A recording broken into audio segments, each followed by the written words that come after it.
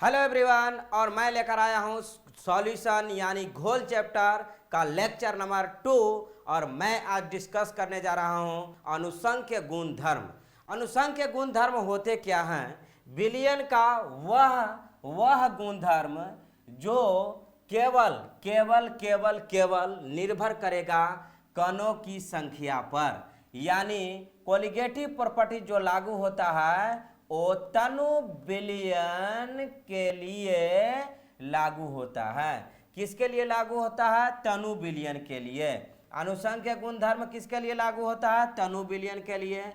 और ये किस पे निर्भर करता है? यानी अनुसंख्य गुणधर्म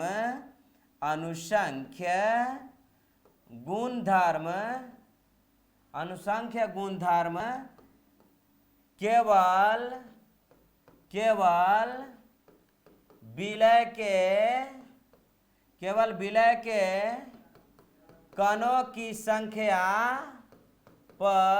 विलय के कणों की संख्या पर निर्भर करता है, लेकिन विलय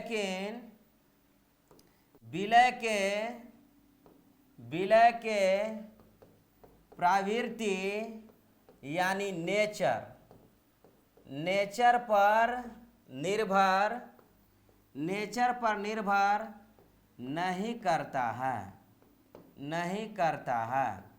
यानी देखिए, अनुसंख्य गुणधर्म क्या होता है कि विलयन का वह गुणधर्म जो आपको विलय के कणों की संख्या पर निर्भर करता है, लेकिन विलय के क्या प्रवृत्ति है यानी विलय कैसा नेचर का है उस पर निर्भर नहीं करता है, तो उसे हम लोग बोलते हैं अनुसंख्य गुणधर्म। अनुसंख्य गुणधर्म क्या होते हैं? जैसे कोई भी अगर घोल हम बनाए हैं तो घोल बना लिए, ठीक है, टकाटक टकाटक टकाटक टकाटक, तो यानी आपको घोल बना दिए। तो जब घोल बना तो इसमें विलय भी होगा और साथ में क्या होगा? विलायक भी होगा। यानी घोल जब बन गया तो विलय भी होगा, विलायक भी होगा। तो विलय के अगर कणों की संख्या पर अगर ये घोल निर्भर करेगा, लेकिन विलय का कैसा प्रवृत्ति है उस पे निर्भर नहीं करेगा, तो उसको हम लोग बोलते हैं अनुसंख्य गुणधर्म। तो इससे आपको ऑब्जेक्टिव क्या पूछे जाते हैं कि अनुसंख्य गुणधर्म किस पे निर्भर करते हैं? तो अनुसंख्य गुणधर्म किस पे निर्भर करते हैं? आपको विलय के कणों की संख्या पर। लेकिन आपको अनुसंख्य गुणधर्म किस पे निर्भर नहीं करते हैं? तो आपको किस पे निर्भर नहीं करते हैं? विलय के नेचर पर निर्भर नहीं करता है। यानी अनुसंख्य गुणधर्म पर दो क्वेश्चन बनता है। पहला है कि निर्भर किस पे किया? तो निर्भर किस पे किया? विलय के कणों की संख्या पर। निर्भर किस पे नहीं किया? विलय के नेचर पर निर्भर नहीं करेगा। तो अब हम लोग आगे बढ़ते हुए देखिए, अनुसंख्य गुणधर्म जो होता है वो निम्नलिखित प्रकार से हैं। निम्नलिखित प्रकार से कितना प्रकार से है? तो 4 प्रकार से हैं। अनुसंख्य गुणधर्म कितना प्रकार से है? 4 प्रकार से। किसके आधार पर बांटा गया भाई? हाँ, तो ये भी तो जानना होगा। तो यानी अवाष्पशील विलय होना चाहिए। ये अवाष्पशील विलय क्या होता है? अवाष्पशील विलय क्या होता है? जैसे चीनी पानी का घोल हम बनाए। चीनी पानी का घोल में क्या पानी तो गर्म करेंगे तो उड़ जाएगा? क्या चीनी का भी कण उड़ता है क्या? नहीं। यानी वाष्प के साथ वैसा घोल जिसमें विलय वाष्प के साथ नहीं उड़ता है उसे अवाष्पशील विलय कहा जाता है। अवाष्पशील विलय क्या होते हैं कि वैसे विलय जो वाष्प के साथ नहीं उड़ते हैं उसे अवाष्पशील विलय कहते हैं। अवाष्पशील विलय यहाँ पे क्लियर हो गया। अवाष्पशील विलय के आधार पर ही ये 4 प्रकार से है विलयन में।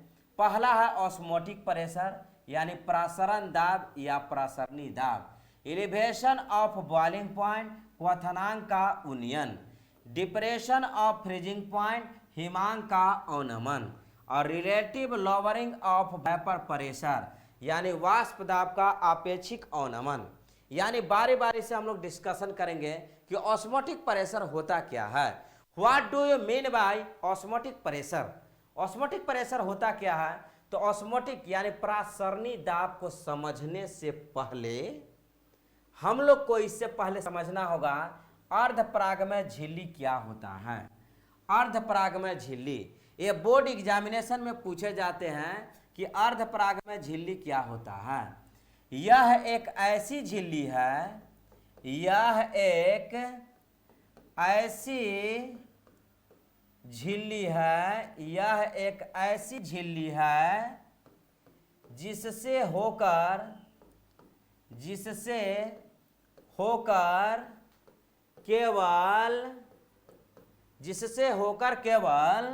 विलायक के अणु को प्रवाह होने की अनुमति प्रदान करता है, लेकिन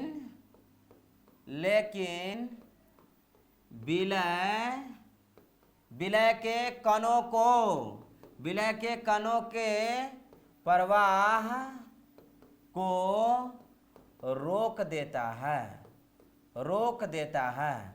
ये बोर्ड एग्जामिनेशन में आपको पूछे जाते हैं कि अर्धपरागमय झिल्ली क्या होता है। वैसा झिल्ली जिससे होकर केवल विलायक का प्रवाह होगा, लेकिन विलय का प्रवाह को क्या कर देता है? रोक देता है। तो इस प्रकार के घटना अगर ऐसा होता है, एक पतला झिल्ली होता है जिससे होकर आपको क्या प्रवाह होने देगा? केवल विलायक प्रवाह होने देगा। यानी ये पतला झिल्ली जो बना है, ये अगर अर्धपरागमय है तो इससे केवल विलायक पार होगा। किससे पार होगा? केवल विलायक पार होगा, विलायक का प्रवाह होगा, और इसमें दूसरा कोई पार नहीं कर सकता है। विलय का कण क्यों नहीं इसमें अर्धपरागमय झिल्ली में पास करेगा? क्योंकि विलय का जो कण होता है उसका आकार बड़ा होता है, इसीलिए यहाँ पे अर्धपरागमय झिल्ली में केवल विलायक का प्रवाह होता है, विलायक का आकार क्या होता है? छोटा, इसीलिए आपको ये प्रवाहित हो जाता है। अर्धपरागमय झिल्ली तो हम लोग समझ गए क्या होता है, यानी एक ऐसा झिल्ली है जिससे होकर केवल विलायक प्रवाहित होगा। इससे ऑब्जेक्टिव पूछे जाते हैं बच्चे कि अर्धपरागमय झिल्ली से क्या प्रवाहित होते हैं, यानी अर्धपरागमय झिल्ली से प्रवाह होते हैं। ऑप्शन ए में रहेगा आपको विलय का कण, विलायक का कण, केवल विलय और विलायक दोनों के कण, न तो विलय और न तो विलायक। तो ऐसा ऑप्शन देगा तो क्या आंसर हो जाएगा? विलय के कणों की संख्या। अब हम लोग बात करेंगे, जब अर्धपरागमय समझ गए तो प्रासरण पर हम चर्चा करेंगे। देखिए, प्रासरण दाब को समझने के लिए, यानी प्रासरणी दाब या प्रासरण दाब को समझने के लिए अर्धपरागमय झिल्ली समझें, उसके बाद प्रासरण समझेंगे। प्रासरण होता क्या है? देखिए यहाँ पे, जैसे मैं एक एग्जाम्पल के तौर पर ले रहा हूँ, एक कंटेनर है। इस कंटेनर में क्या है? यहाँ पे हम अर्धपरागमय झिल्ली लगा दिए हैं। एक क्या है आपका? अर्धपरागमय झिल्ली। ये अर्धपरागमय झिल्ली है, इसको शॉर्ट में एसपीएम कहा जाता है। अर्धपरागमय झिल्ली को क्या बोला जाता है? एसपीएम कहा जाता है। तो इसमें दो प्रकार के घोल को हम यहाँ पे डाल दिए। यहाँ पे घोल बनाया हुआ है, यहाँ पे भी घोल बनाया हुआ है। ये दो तरह का इसमें घोल है। कितना तरह का घोल है? दो तरह का। तो अब यहाँ पे देख सकते हैं, यहाँ पे दो तरह का घोल है। इसका सांद्रण, इस घोल का सांद्रण, यानी इस घोल का सांद्रण जो है उच्च सांद्रण है, उच्च सांद्रण है। और ये जो घोल है इसका निम्न सांद्रण है, निम्न सांद्रण। तो देखिए यहाँ पे अर्धपरागमय झिल्ली क्या होता है?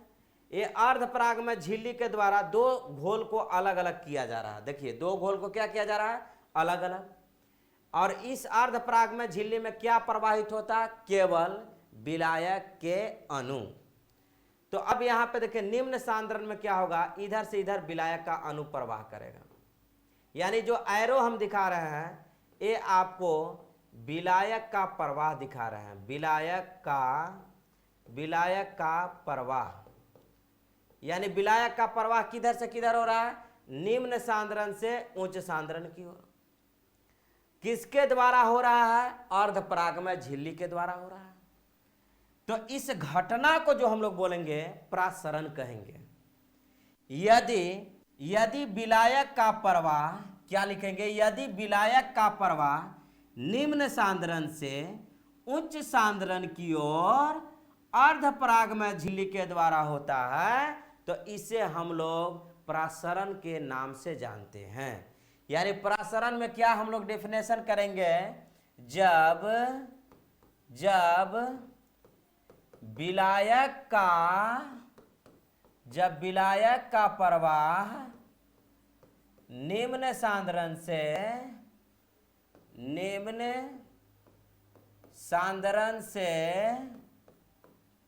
उच्च सांद्रण, निम्न सांद्रण से उच्च सांद्रण की ओर, निम्न सांद्रण से उच्च सांद्रण की ओर, निम्न सांद्रण से उच्च सांद्रण की ओर विलायक का प्रवाह अर्धपरागमय झिल्ली,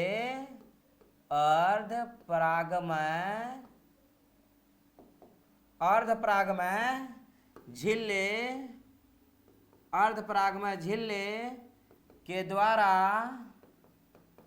होता है प्रासरण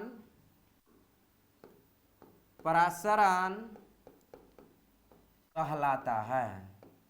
प्रासरण कहलाता है। प्रासरण क्या कहलाता है, देखिए जब विलायक का प्रवाह, एरो जो दिखाए हैं विलायक का प्रवाह हो रहा है और ये अर्धपरागमय झिल्ली है, ये बहुत पतला झिल्ली होता है। यानी विलायक का प्रवाह निम्न सांद्रण से उच्च सांद्रण की ओर अर्धपरागमय झिल्ली के द्वारा होता है। इस प्रक्रिया को हम लोग बोलते हैं प्रासरण। अब हम लोग बात करेंगे कि सर प्रासरणी दाब क्या होता है। तो देखिए प्रासरणी दाब क्या होता है, अब यहाँ पे समझेंगे। बाहरी से एक पिस्टन लगा दिए, यानी यहाँ पे इसको प्रेशर दे रहे हैं, यानी P यहाँ पे लगाए हैं, P यहाँ पे लिख रहे हैं, बाह्य लिख रहे हैं, मतलब बाहरी से दाब लगाया जाएगा। जब बाहरी से दाब लगाया जाएगा इसमें, तो यानी इसका इधर अंदर प्रभाव पड़ेगा, तो अंदर में इसको दाब पड़ेगा, यानी ए और अंदर इसको प्रेशर दिया जाएगा, तो यानी विलायक का प्रवाह क्या हो जाएगा, रुक जाएगा। विलायक का प्रवाह क्या हो जाएगा, रुक जाएगा। तो जब विलायक का प्रवाह बाह्य दब लगाने से रुक जाएगा तो इस घटना को बोलते हैं प्रासरण दाब। प्रासरण दाब क्या होता है, प्रासरण दाब क्या हुआ आपका कि यानी बाह्य दाब लगाकर, बाह्य दाब लगाने के बाद जब प्रासरण की क्रिया को रुक जाएगा तो इस घटना को बोलते हैं प्रासरण दाब या प्रासरणी दाब। प्रासरणी दाब, तो प्रासरणी दाब हम लोग समझ गए क्या कह रहा है। प्रासरणी दाब हम लोग समझ गए। प्रासरण दाब को पाई से या प्रासरणी दाब बोले या प्रासरण, दोनों एक ही होता है। तो प्रासरण दाब को पाई से सूचित किया जाता है। तो प्रासरणी दाब का गणितीय व्यंजक आपको मैं बता रहा हूं। इस पे आपको जब गणितीय व्यंजक जान लेंगे तो फॉर्मूला पता हो जाएगा, तो आपको न्यूमेरिकल भी बनाना आसान हो जाएगा। तो इसका देखिए कोई भी अगर घोल है तो यानी प्रासरण दाब जो होता है सांद्रण के समानुपाती होता है। सांद्रण के समानुपाती होता है। सांद्रण का मतलब C, या फिर आप मोलरता लिख सकते हैं। मोलरता यानी कैपिटल M। तो देखिए ये आपका पहला स्टेटमेंट हो गया प्रासरण दाब का। प्रासरण दाब समानुपाती होते हैं तापक्रम का, यानी दूसरा समीकरण। समीकरण 1 और 2 को मिलाने पर, समीकरण 1 और 2 को मिलाने पर जब ये दोनों को मिला देंगे तो क्या हो जाएगा, यानी दोनों में पाई पाई क्या है आपका कॉमन है। पाई क्या है आपका, कॉमन है, तो पाई पाई कॉमन है, समानुपाती, और यहाँ पे सी है, यहाँ पे टी है, या एम ले सकते हैं और टी, तो यानी एम इंटू क्या हो जाएगा, टी। तो अब जानते हैं आप कि समानुपाती को हटाने के लिए कांस्टेंट लगाया जाता है, तो यहाँ पे जो कांस्टेंट है वो आपको आर लगाया जाता है और एम इंटू टी। तो अब यहाँ पे आपका रहा गणितीय व्यंजक pi equals to M R T, यानी प्रसारण दाब का आपका फॉर्मूला बन के तैयार हो गया। अब देखिए पाई जो होता है वो प्रसरणी दाब है या प्रसरण दाब, प्रसरणी दाब या प्रसरण दाब दोनों एक ही होता है, हम बताएं आपको। इसका यूनिट जो होता है एटीएम में होता है, यानी इसका यूनिट प्रसरण दाब का यूनिट क्या होता है, एटीएम होता है। एम मतलब होता है मोलरता, मोलरता मतलब हो गया मोल पर लीटर, क्या हो जाएगा, मोल पर लीटर। और आर जो है आपका यूनिवर्सल कांस्टेंट है, जिसका वैल्यू 0.0821 दिया हुआ रहेगा, 0.0821। और फिर आपका ताप जो है ये आपको केल्विन में होना चाहिए। ताप किस में होना चाहिए, केल्विन में। ताप किस में होना चाहिए, केल्विन में। यानी इसको हम लोग और भी अल्टरनेट भी लिख सकते हैं, पाई इक्वल्स टू एम के जगह पे हम लोग क्या लिख सकते हैं, सी, तो pi equals to C R T, यानी सेम वही है, यही वाला है फॉर्मूला। ऐसे भी हम लोग लिख सकते हैं।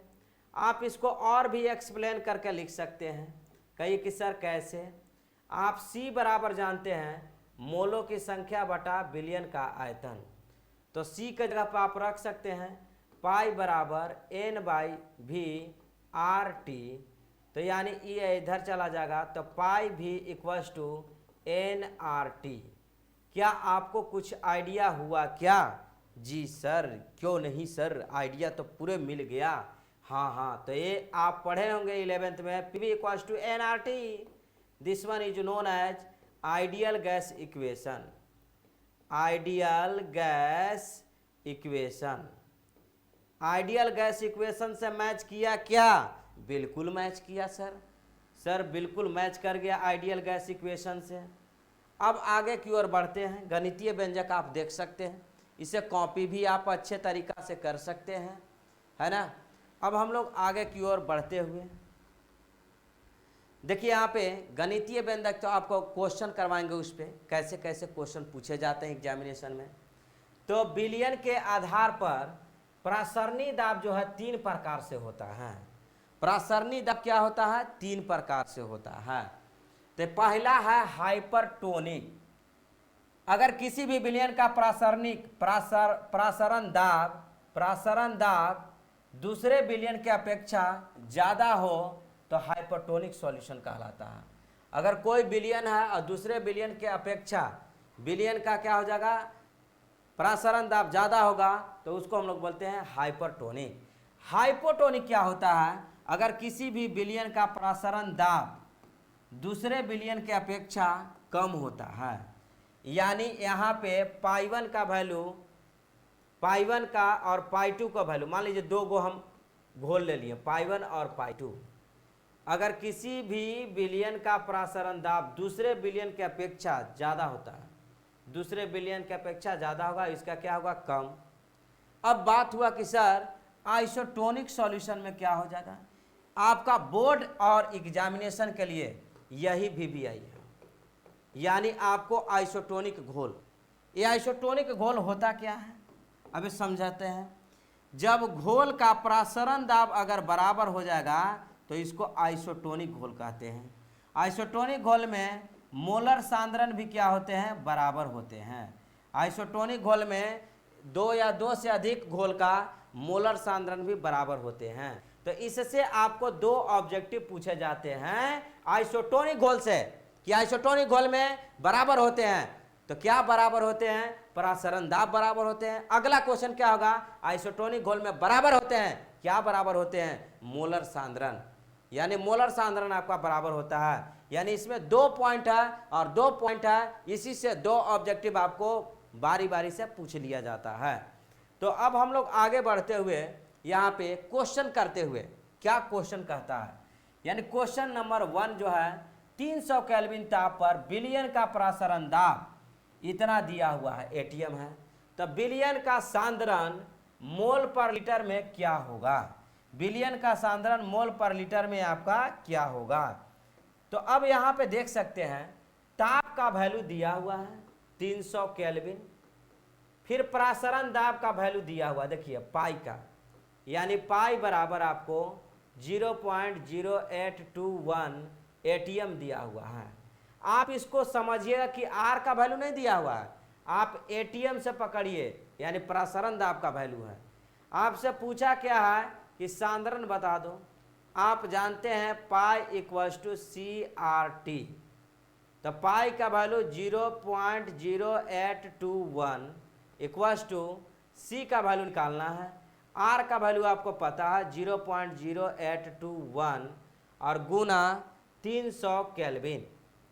तो आप यहाँ सी देखिए, यहाँ पे ए वाला आपका कैंसिल आउट, क्या हो गया कैंसिल आउट, क्या हो गया कैंसिल आउट, तो बचा क्या इधर 1 और इधर सी गुना 300, तो आपका क्या हो जाएगा सी बराबर 1/300, सी बराबर क्या हो जाएगा 1/300, सी बराबर क्या हो जाएगा 1/300। तो सर 1/3 और गुना 100 लिख सकते हैं। हाँ सर बिल्कुल, क्यों नहीं सर, आप तो अच्छा ही किया। चलो इसको क्या लिखेंगे, 100 को 10 के पावर 2 लिखेंगे। अब यहाँ पे आप देख सकते हैं कि सर अब सर आंसर प्लीज़ बता दो सर, आंसर नहीं मिल रहा है सर। कोई बात नहीं, आगे बढ़ जाओ। 1/3 ये 10 के पावर ऊपर जाएगा 10 के पावर 2, तो 10 के पावर -3।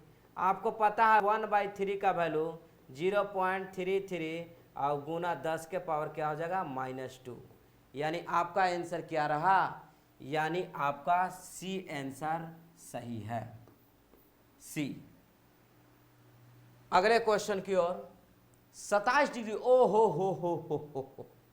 बहुत अच्छा क्वेश्चन। और एक बार फिर से आपको देखना चाहिए इस क्वेश्चन पे, ये बोर्ड एग्जामिनेशन में कई बार पूछा हुआ क्वेश्चन है, बिहार, झारखंड, यूपी, बंगाल बोर्ड में पूछा हुआ क्वेश्चन है। तो आप देखिए क्वेश्चन छोटा है, छोटा पैक बड़ा धमाका करी। अरे भाई काहे न करी, तो अब बुझा कैसे करी। देखिए यहाँ पे देले बा 27 डिग्री सेल्सियस।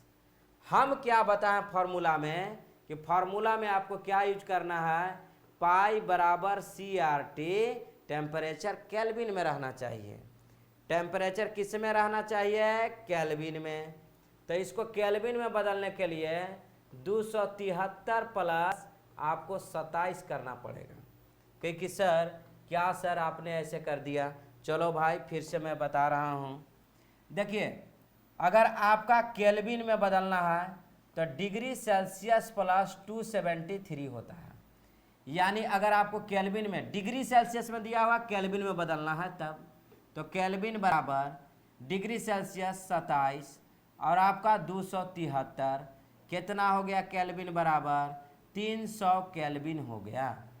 अब इसमें दिया हुआ क्या है, एम, मतलब मोलरता का वैल्यू आपको दिया हुआ है 1। आपसे पूछा क्या है, प्रसारण दाब बता दो। अरे भाई क्यों नहीं मैं बताऊंगा, पाई बराबर क्या हो जाएगा CRT, पाई बराबर क्या होता है CRT, पाई बराबर क्या होता है CRT, पाई निकालना है कोई बात नहीं, सी का वैल्यू यानी सी का मतलब होता है एम, मोलरता, तो मोलरता का वैल्यू 1 दिया हुआ, यानी बताए थे आपको अल्टरनेट फार्मूला, पाई बराबर क्या होता है MRT होता है। तो यानी सी और एम क्या होते हैं, बराबर होते हैं, सी और एम क्या होते हैं, बराबर होते हैं।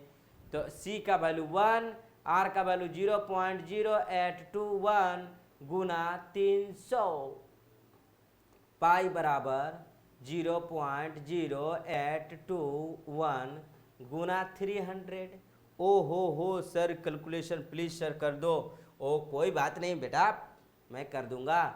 यहाँ पे पॉइंट हटाएंगे, इस पॉइंट को यहाँ लाया, अगर पॉइंट को हम इस पॉइंट को यहाँ उड़ा करके यहाँ ले आया तो यानी नीचे 100 होगा, पक्का सर एकदम। तो पाई बराबर 8.21 गुना 3, यानी पाई बराबर यहाँ पे क्या हो जाएगा 3 6 24, यानी 24.63 एटीएम। सर प्लीज सर क्या आंसर होगा? ओ हो क्या आया? बी आंसर 24.6 आंसर रहा। और ये आपको बिहार बोर्ड में क्वेश्चन, यूपी बोर्ड में, झारखंड बोर्ड में, बंगाल बोर्ड में ये पूछा हुआ क्वेश्चन है। तो ये छोटा पैक बड़ा धमाका, छोटा पैक बड़ा धमाका करेगा। ओ जबरदस्त। ये रहा आपका केन शुगर। केन शुगर का सूत्र क्या होता है? केन शुगर का सूत्र होता है C12H22O11।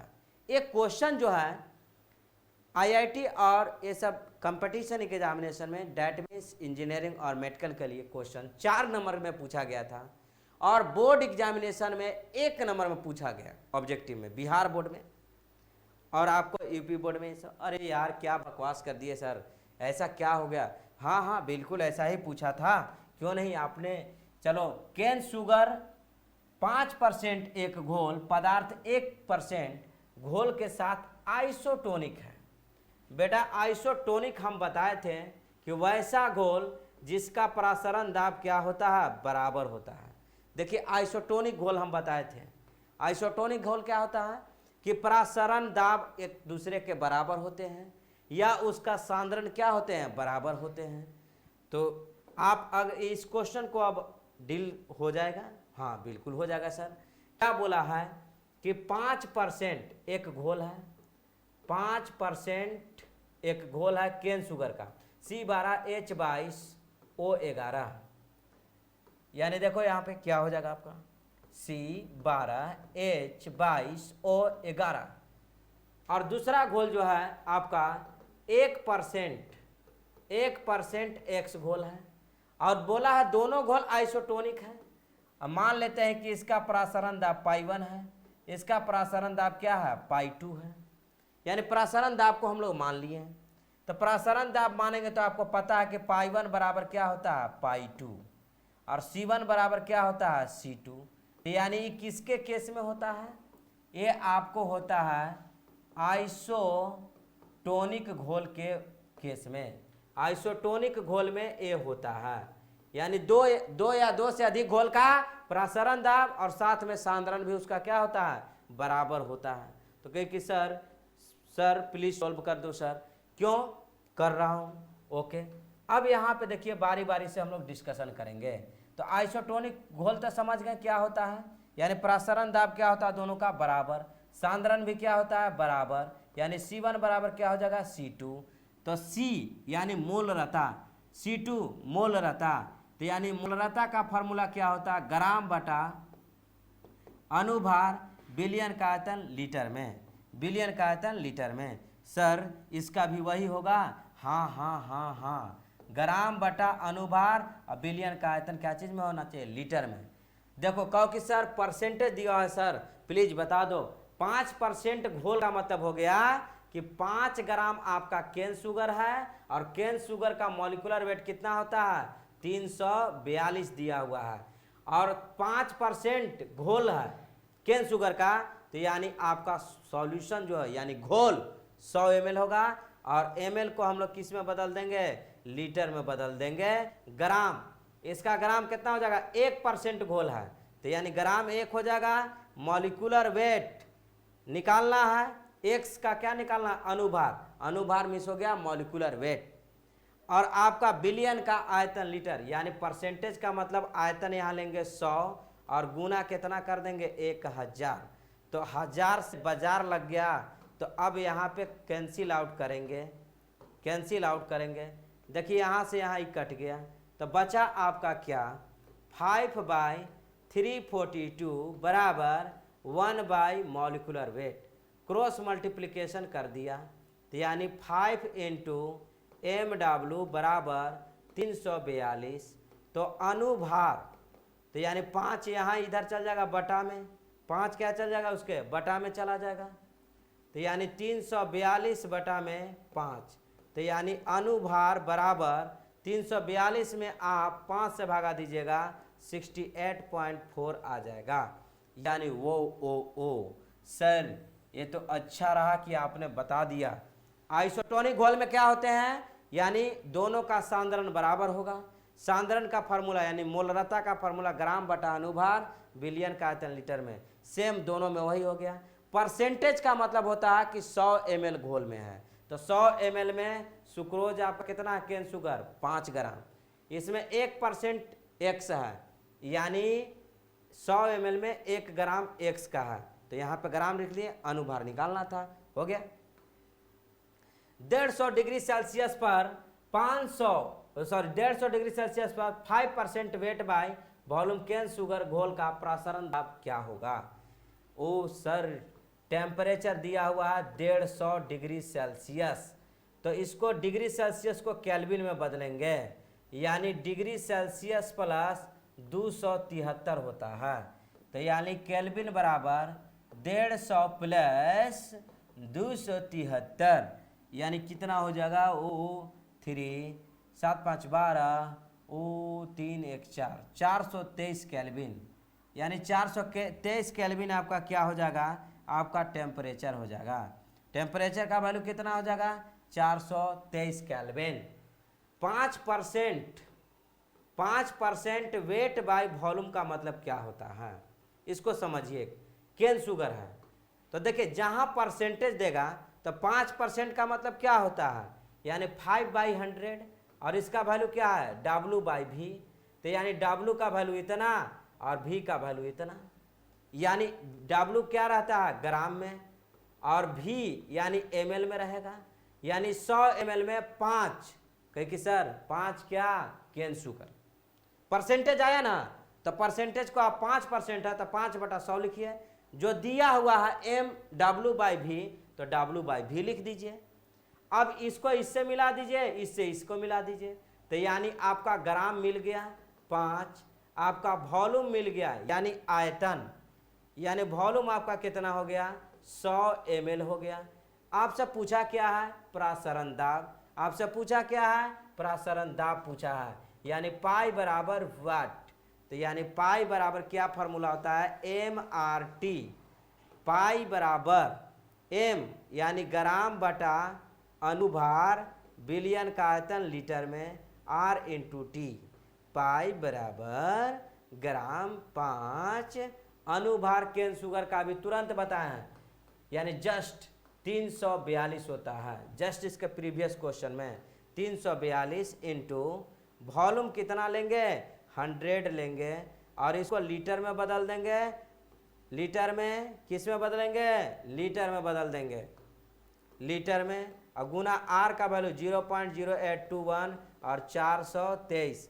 आप लोग को कमेंट करके इसका आंसर बताना है कि सर इसका आंसर इतना होगा, तो हम समझेंगे कि मेरा पढ़ाया हुआ कामयाब होगा। तो आप लोग कमेंट जरूर करेंगे कि इसका आंसर क्या होगा, ABCD कौन होगा। देखिए अर्धपराग में झिल्ली क्या होता है, अर्धपराग में झिल्ली क्या होता है, एक ऐसा झिल्ली है जिससे होकर पतला झिल्ली है वो केवल विलायक के अणु को प्रवाहित करेगा, यानी अर्धपराग में झिल्ली से क्या प्रवाहित होता है, केवल विलायक के अणु, केवल विलायक के अणु। अगले क्वेश्चन की ओर, किसी विलयन का प्रसारण दाब संबंध द्वारा दर्शाया जा रहा है। प्रसारण दाब क्या होता है, आप जानते हैं पाई बराबर CRT। कहिए कि सर प्लीज सर यहाँ पे तो पाई कहीं दिखाई नहीं दे रहा, पाई के जगह पे आपको कहीं P लिखा हुआ होगा, तो P बराबर क्या होना चाहिए CRT। तो अब इसमें आपका कौन सा मैच कर रहा है, तो आप देखिए D ऑप्शन आपका है, यानी P/C बराबर RT, तो ये मल्टीप्लाई हो जाएगा, तो P बराबर क्या हो जाएगा CRT, ये डैट मीन्स आपका D ऑप्शन रहा, आपका क्या हो गया D ऑप्शन रहा। अगले क्वेश्चन की ओर, आइसोटोनिक, आइसोटोनिक का दूसरा नाम होता है संप्रसारी, यानी आइसोटोनिक, जहां आइसोटोनिक का बात किया तो कहो कि सर मेरे सामने इसको नजर नहीं पड़ना चाहिए, आइसो मीन्स होता है एक समान होता है, और यहाँ पे टोनिक बोला है यानी यहाँ पे प्रसरण दाब का बात किया है। तो पाई 1 बराबर पाई 2 होता है, C1 बराबर क्या होता है, C2 होता है। यानी प्रसरण दाब और सांद्रण बराबर होते हैं, यानी सांद्रण को ही मोलरता कहा जाता है, और मोलरता को ही दूसरा नाम है मोलर सांद्रण।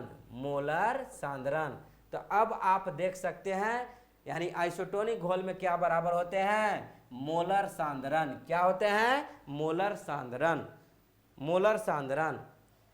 25 डिग्री सेल्सियस पर किसमें 0.1 एमविलियन का प्रसारण दाब उच्चतम होगा। यानी प्रसारण दाब जो होता है, प्रसारण दाब का सूत्र क्या होता है, देखिए CRT। अब यहाँ पे ध्यान देंगे, पाई बराबर C का वैल्यू क्या होता है, N/V होता है। यानी C मतलब हो गया सांद्रण, मोलों की संख्या बटा आयतन, यानी आयतन लीटर में। इसी को ना मोल को क्या बोलते हैं, ग्राम बटा अनुभार, और गुना में क्या हो गया, V, यानी यही तो होता है। तो अब यहाँ पे RT, आपको पता है कि पाई जो है किस पे निर्भर करेगा, N, यानी मोलों की संख्या पर, यानी कणों की संख्या पर। तो कणों की संख्या जिसमें ज्यादा, प्रसरण दाब ज्यादा।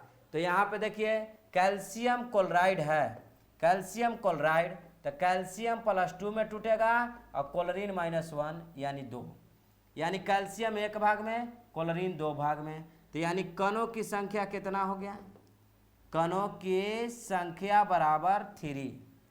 और इसमें कणों की संख्या जब इसको तोड़िएगा तो पोटेशियम +1 और क्लोरीन -1, यानी इसमें कणों की संख्या आपका हो गया 2 हो गया।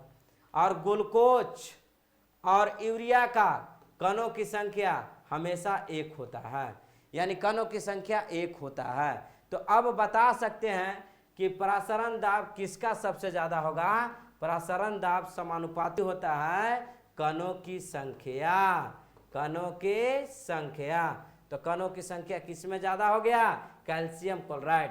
यानी आपका सही आंसर क्या हो जाएगा, calcium chloride is the right answer, calcium chloride is the right answer. यानी क्या आपका हो जाएगा, कैल्शियम क्लोराइड, कैल्शियम क्लोराइड। अगले क्वेश्चन की ओर हम लोग बढ़ेंगे। आइसोटोनिक घोल में बराबर होते हैं, क्या बराबर होते हैं, प्रसरण दाब बराबर होते हैं। आइसोटोनिक घोल में क्या बराबर होते हैं, प्रसरण दाब बराबर होते हैं। और आपका इस लेक्चर नंबर 2 आपका कंप्लीट हुआ। आप अनुसंग के गुणधर्म को देखना नहीं भूलें और ज़्यादा से ज़्यादा शेयर करेंगे। जय हिंद, जय भारत, जय बिहार और जय केमिस्ट्री।